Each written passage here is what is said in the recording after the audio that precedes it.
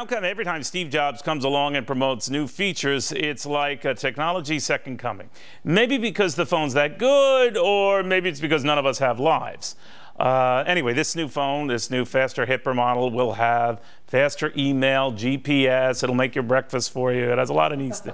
All right, it won't make your breakfast, but it will make your lunch. But if my next guest is right, that is much more of an excuse for its users to point and click than simply talk and share. He's known as the ethics guy, Bruce Weinstein.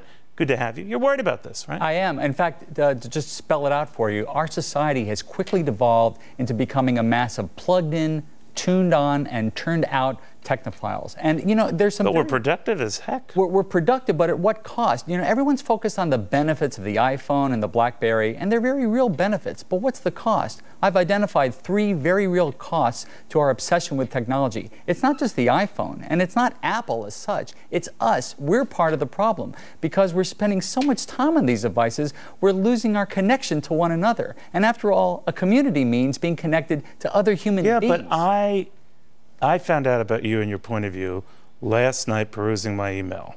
And you had written it. You had said this and put it out there. I sent it. That's right. I'm a nerd, you're a nerd.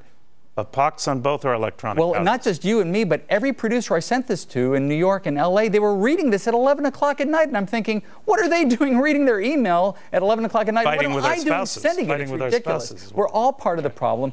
And all right, so how do we get over that? The idea is that you can never be too far away from shop. You say it might be beneficial if we are. How about just from time to time to turn the thing off? Now, the thing is when... What? Well, it's crazy, isn't it? But be honest. The last time you were standing in line, were you talking with the person in front of you or behind you, or were you looking at the BlackBerry checking the email for the latest guest? Too often, we're so immersed in these devices, we're losing our connectedness to one another. But I just stand in line waiting for people to recognize me. Well, think about this, Neil. Think about this.